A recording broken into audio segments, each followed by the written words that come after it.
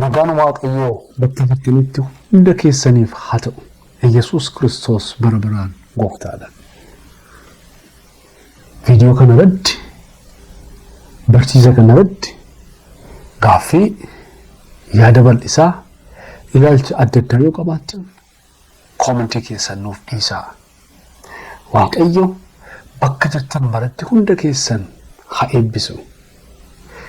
Yeroo darbe sagalee Waaqayyo keessaa seera uumamaa boqonnaa 22 irratti Waaqayyo Abrahaam abbaa amantiitiin ilma kee aarsaa godhinaaf dhiyeessi jedhee isa inni gaafate sanarratti hundoofne waa'ee dhabuudhaan qoramuu yookaan challenge of absence kan jedhu ilaallee turre.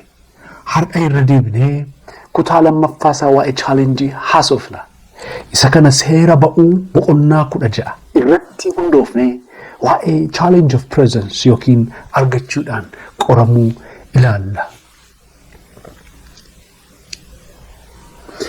Gaaf tokko namicha tokkotu laaqana nyaatee iddoo quufee booda muuzii hedduu irratti dabalatee quufarratti quufaa dabale. Quufni sunis hedduu qaama isaa dadhabsiisee yeroo utuu inni isa jeeqaa jiru hiriyaansaa tokko gara isaa dhufe. Hiriyaansaa kunis maal taatee jedhee gaafate. Sennaan namichi kuni laaqana nyaadheen muuzii hedduu irratti idaadhee quufeen jeeqamaa jira jedheen. Maarree rakkina maalii qabaa? Xiqqoo ishee quba kee afaan kaadhu kaa'iitii irraati hir'isee jedheen. Jennaan namichi kuni lakkii bakka quba kaa'u osoo hin qabaadhe muuzii tokkoon itti idaadhan ture jedhee jedhama. Seera ba'uu boqonnaa 16 keessatti Waaqayyo saba Israa'eliin yeroo inni madaalu, yeroo inni qoru, kennuu keessatti yeroo inni isaan ilaalu, beela ba'uu keessatti yeroo inni qoree isaan ilaalu, quufa keessatti yeroo inni qoree isaan ilaalu argina. Waaqayyo nama madaala, nama ilaala. Nuufi wanti guddaan dhabuu keenyadha. Nuufi wanti guddaan immoo argachuu keenyadha. Waaqayyo biratti garuu wanti guddaan mucaan kun yeroo dhabu mucaa akkamiinaaf tureedha. Waaqayyo biratti immoo wanti guddaan mucaan kun gaafa argatu mucaa akkamiinaaf ta'eedha. Laphee akkamii, ilaalcha akkamii, amala akkamii, personality akkamii qabaatee inni jedhu Waaqayyo biratti ijoo dubbiiti. Malee materiaalii dhufuuf sokko miti. Waaqayyo biratti wanti guddaan personalityidha. Waaqayyo biratti wanti guddaan kan inni challenge nu godhuufis, kan inni nu qoruufis, kan inni ilaaluufis personality goals akkamii qabaannu, bilchina eenyummaatti, ga'umsa eenyummaatti akkamii guddannuuf, sadarkaa inni nu barbaadutti akkamii guddannuufidha. Sabni Israa'el macaafa lammaffaadha kitaaba qulqulluu keessaa seerri ba'u. Biyya Gibxii waggaa 400 ol keessatti garboomfaman keessaa Waaqayyo yeroo inni isaan baasu argina. Akkaataa raajiidhaaf dinqisiisaa ta'een garbummaadhaaf garboomsaa irratti aangoo isaa mul'isee biyya garbummaa keessaa isaan baase. Saba kana gaggeessaadhuma isaatiin gara galaana diimaatti immoo fide. Galaana diimaa birattis ulfina isaa mul'isee isaaniin ceesise. Garboomsaan humna isaanii mi'eeffatee bare dudduubaan yeroo dhufutti Waaqayyo humna garboomsaa sana immoo bishaanuma sanaan haree balleesse. Sabni Israa'el dibbee fudhatanii Waaqayyo lolaadhaa faarfatan wal harkaa fuudhanii wal jalaa qabanii. Sana booda Waaqayyo deemsa akka isaan itti fufan godhe. Utuu deemanii lafa onaatti dhufan. Lafa onaa kana keessaa guyyoota dheeraadhaaf deeman. Guyyootaaf deemanii lafa onaa kana keessa. Lafa onaa kana keessatti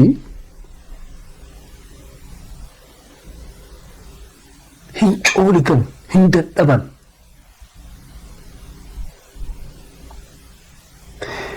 Nyaata, bishaan, galaa isaan Gibxii fuudhanii ba'anii harkaa dhumee ture. Kan qaama isaanii keessatti walitti kuufamee stoor ta'ee tures. Sabni kun hin dadhaban. dadhabbii kana keessa yeroo jiranitti hin gongoman. Utuu lafa onaa sana keessa taane anaafis nama akkamii ta'an. Garuu nama sana ta'uudhaaf dirqama lafa onaa siinaa sana keessa ta'uun dura hin jiru. Har'ayyuu jireenya keenya keessaa lafa onaa qabna. Waan irratti eebba barbaadaa jirru. Gaaffii irratti deebii barbaadaa jirru. Rakkina irratti inaaf hiikama fayyina barbaadaa jirru. Dhibee irratti waaqayyo biraati fayyina eegaa jirru.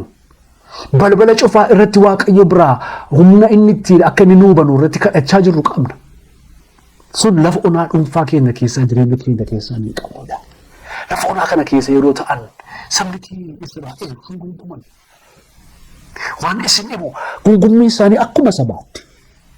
Kana jechuun yeroo inni tokko gungumu inni tokkos gargaaree gunguma inni kaanis gargaaree gunguma. Sabni guutummaatu gargaaree gunguma.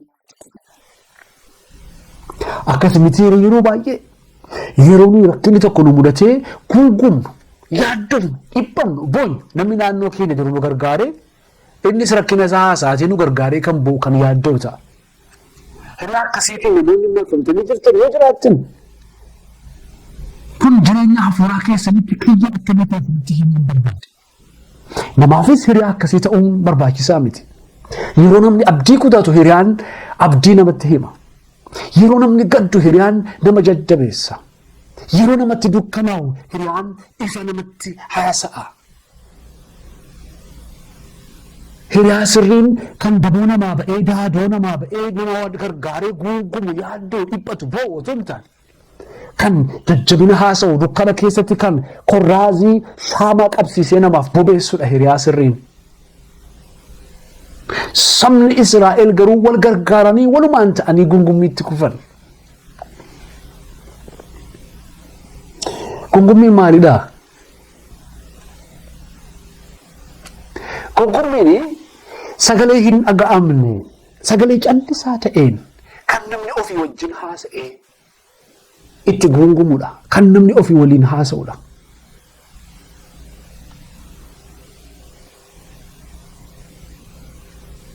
Gungummiin lammaffaan immoo sagalee xiqqoo sagalee gadi qabaadhaan nama namatti dhiyoodhaa wajjin kan gungumanidha. Gungummiin garuu kominikeeshinii seera qabeessa miti. Yeroo tokko gungumna miti garatti.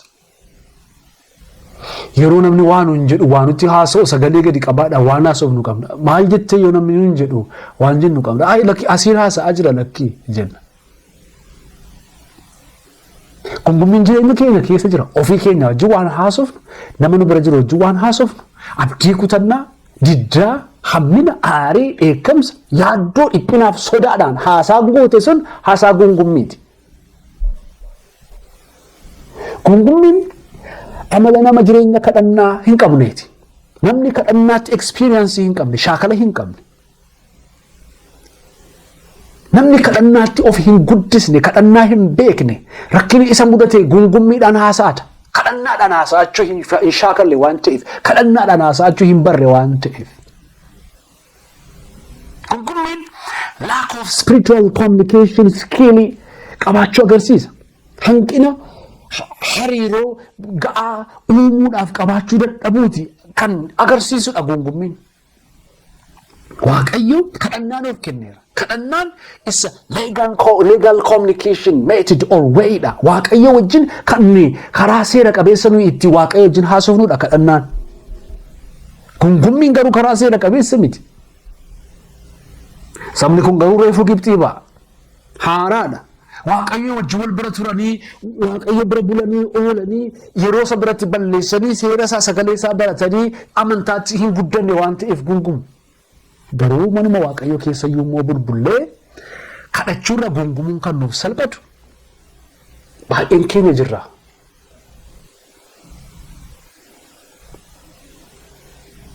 Waaqayyo garuu gara laafessa. Isa gungumuufis isa kadhatuufis deebii qaba. Hin dhagaa.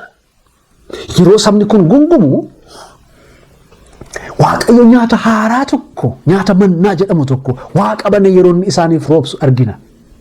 Mannaan kun foon isaa hin beekan, bifa isaa hin beekan, dhamdhama isaa hin beekan.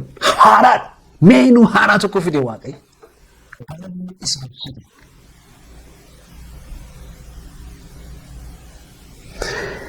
eebba waaqabanii dhangalaase kan ammoo seeraa wajjin kenne.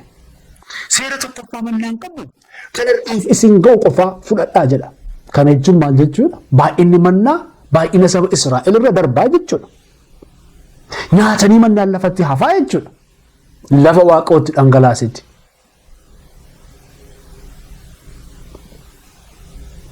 Kun chaalenjii cimaadha. Irraa hafaa gidduutti hamma si ga'u qofaa fudhadhuu namaan jechuun cimaadha. Cimaadha.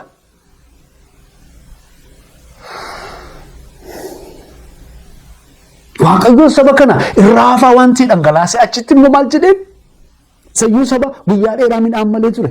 Sayyuu saba guyyaa dheeraa lafa onaa keessa deeme. Har'aaf waan isin ga'u fudhadhaa. Maalidha gaaraantiin boriif? Gaaraantii isaan boriif qaban maalidha? Bor irra deebi'anii akka beelli hin taane gaaraantii isaan qaban maalidha? Waaqayyoodha. Ameen. Waaqayyo isatti amanatanii boriif akka isaan mannaa borii hin yaaddofne har'aaf kan isaan ga'u qofaa akka isaan fudhatan boriif Waaqayyoon abdatanii isa kana isaan barsiisuu barbaada. Irraa hafaa keessatti immoo safaraan jiraachuu akka isaan baran barbaada. Obbolaa koo irraa hafaa keessatti quufa keessatti safaraan jiraachuu beeka namni Waaqayyoo. Lakkoofsa 16 boqonnaadhuma kana keessatti Waaqayyo har'aaf waan isin ga'u fudhadhaa jennaani 18 irratti immoo baay'een isaanii yaadda'anii waa'ee borii baay'ee guuranidha kitaabni. Amanuma namaati mitiiree waa'ee borii yaaduun waa'ee fiicharii yaaduun nama foonii adda kaanirraa uumama adda biraarraa kan adda godhu borii yaaduu isaati. Neechariin sun eebbadha, kennaadha. Iddoo tokko tokkotti immoo qorumsa nutti ta'a. Saba kanatti waa'een borii gufuu kiyyoo yeroo inni itti ta'u argina. Kan isaan ittiin gufatanii seera Waaqayyoo cabsan itti ta'e argina. Boriif yaadda'anii lakkoofsa 18 irratti har'a mannaa borii yeroo isaan guuran argina. Yaaddoon borii baay'ee keenya keessa jira mitiiree bor maaltu ta'a laata? Bor maaltu dhufa laata? Boroo isinitti hima saba koo obbolaa koo borirra Waaqayyotu jira. Borirratti Iyesuus Kiristoos gooftaadha. Bor harka Waaqayyoo jira. Isatti amanachuu akkamii barru barbaada Waaqayyoo. Seera mannaan qabuun lammaffaan gaafa guyyaa ja'affaa kan guyyaa lamaa fudhatu. Kana jechuun gaafa jimaataa kan jimaataaf kan sanbata xiqqaa yookaan kan sanbata duraa fudhatu turan. Maaliif guyyaa torbaffaatti Waaqayyo waan boqoteef. Maaliif guyyaa torbaffaatti hojjechuun waan hin danda'amneef abboommii 10 keessatti sanbata qulleessi. Sanbatatti boqodhu. Sanbatatti akka sabni boqotu sanbata jechuun boqonnaadha hiikkoonsaayyuu. Kanaaf kenne Waaqayyo waan ta'eef guyyaa torbaffaatti mannaan sassaabachuudhaaf deemuun hin danda'amu.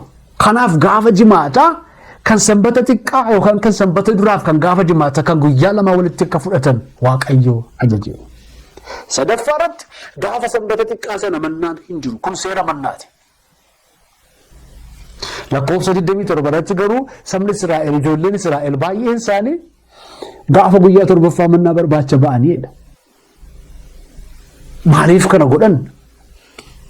Maaliif seera Waaqayyoo cabsuun waan Waaqayyoo karaa Waaqa warra deeminaa jedhan irra deemuun yeroo baay'ee nu mudata.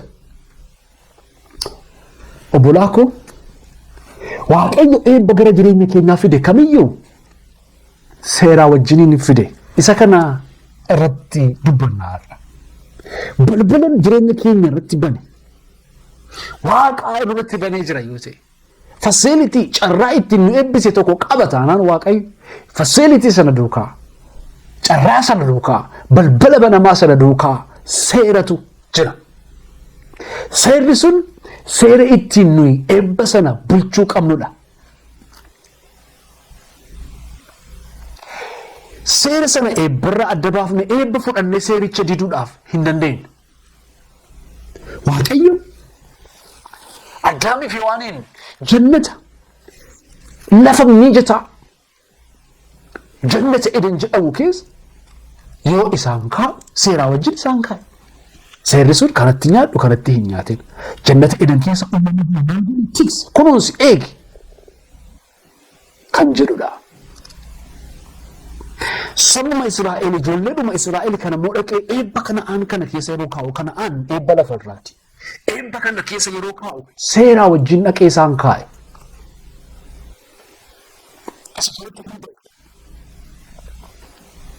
Eebba kana beekuun seera eebba duukaa jiru beekuun maaliif fayyada? Tokkoffaa eebba sana akka nuyi hin miine nu gargaara. Yookaan eebba sana akka nuyi abuse hin goone nu gargaara. Ijoolleen Israa'el manna abuse godhaniiru. Karaa lama. Boqonnaadhuma kana lakkoofsa 20 irratti yeroo Waaqayyo hamma har'aaf isin goo fudhadhaa jedhe baay'een isaanii kan boriis ida'anii fuudhanii jennaan mannaan harkatti raamma'ee jira. Harkatti tortoree jira. Kun eebba Waaqayyoo abbeewusii gochuudha.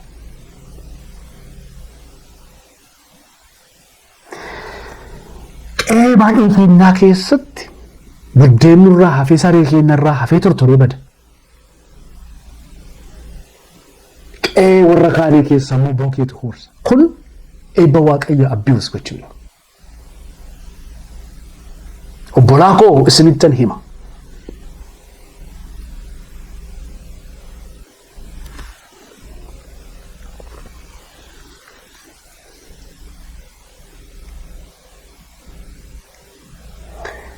Eebba Waaqayyootu harka isaanii keessatti tortore. Mannaatu qabaa isaanii keessatti tortore. Abbeewus gochuudha kun. Lammaffaa irratti akkamitti abbeewusii godhani seera lakkoofsaa boqonnaa 21 lakkoofsa 5 irratti sabni Israa'el mannaa arrabsani. Nyaata waa'ee hin baafne kana hin dubbifne. Afaan Ingiliffii translation adda addaa. Miserable, horrible, worthless, awful jedha. Hin arrabsani mannaa. Jibbinii baqa. It's horrible food. It's a miserable food. It's a worthless food. It's an awful food.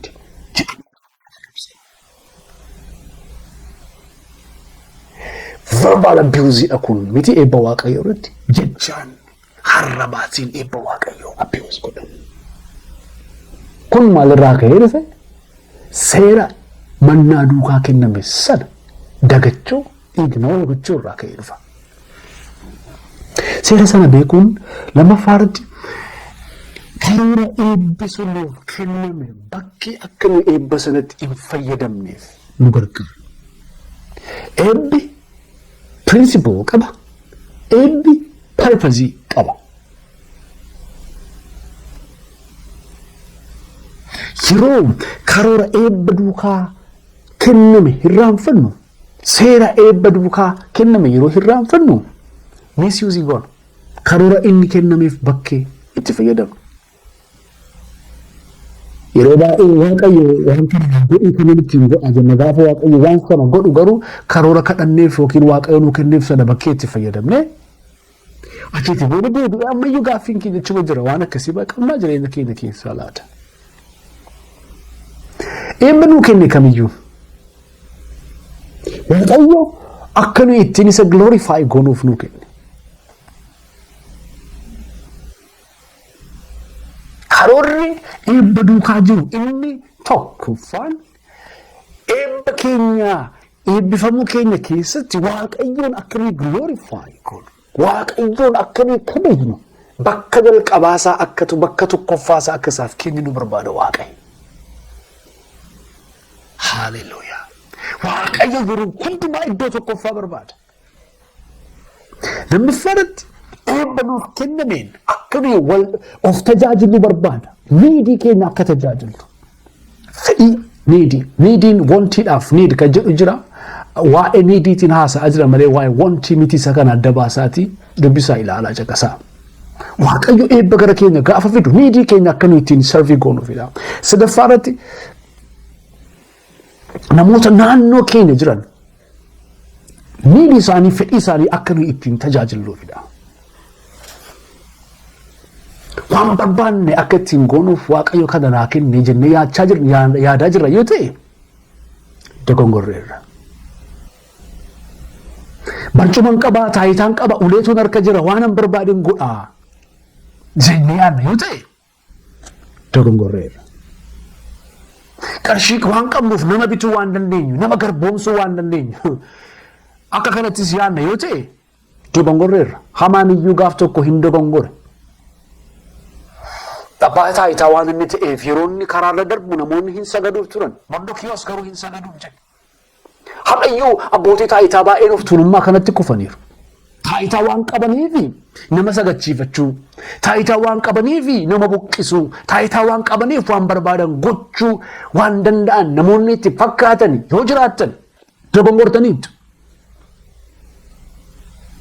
Waaqayyo inni kenne deebisee hin fudhata garuu inni guddaan gaafa nutti kenname maal ittiin hojjenne nama akkamii ittiin taane inni jedhu gaaffii nuti of gaafachuu qabnudha. Seera eebba faana kenname beekuun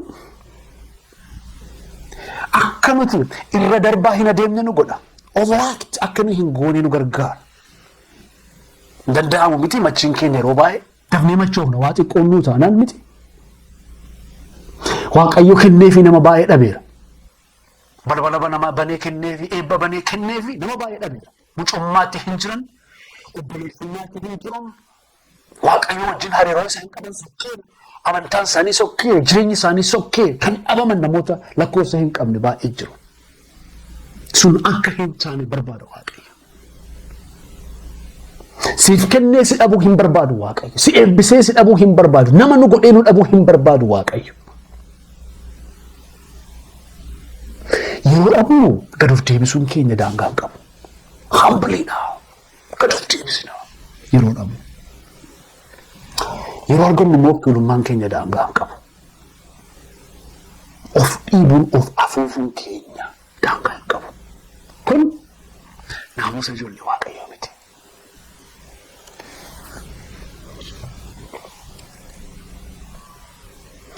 Overact gochuun Injira har'a waldaa keessa jireenya namootaa keessa ni jira sababii qabaniif sababii waa isaanii ta'eef overact kan godhan waan uumama addaa kan fakkeessan jiru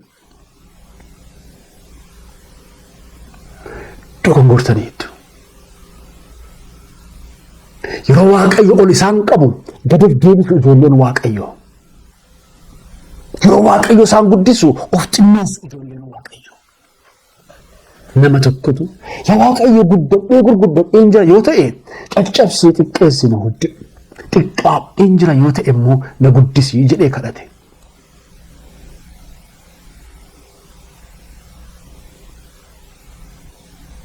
Sababii waan nu ta'ee jiruuf namoonni haadha quufa dadhabnee overaactii goonu afuufannee jirru yoo jiraanne Afurri qulqulluun jireenya keenya keessaa godaanuu jalqabeera. Waaqayyo of tuultota hin tuffata. Qabxii adda biraan nuyi beekuu qabnu seera eebba duukaa kenname yeroo beennu eebbi sun galfata akka ta'e beekna. Yookiin stewardship kan jennu. Galfata nutti kenname eebba sana akka kunuunsinuuf, akka eegnuuf, akka tiksinuuf. Firoottan koo eebbi tika barbaachisa, kunuunsa barbaachisa, qabaa barbaachisa. It's always important to remember that we still are servants when we are blessed. Yeroo eebbifamnee jiru, yeroo waan nuuf ta'e nu harka galee jiru, akka tajaajilaa taane dagachuun nurka hin jiru. Tajaajila akka taane. Waanti kenname sana. Isaaf akka fedha isaatti qabuun tajaajila akka ta'e dagachuun nurra hin jiru. Yeroo carraan tokko banamee gara keenya dhufu kunuunsuu danda'uun nurka jira. Hojii naa kennii jennee kadhannee namoonni keenya baay'een nan tuffadhe hojii kana nyaata waa'ee hin baafne kanan tuffadhe dhammitii sabni Israa'el. Deebii kadhannaa keenya baay'ee isaa kan tuffachaa jiru kan arrabsaa jirru jirraa laata. kadhannee nuuf kenname deebinee kan arrabsaa jirru.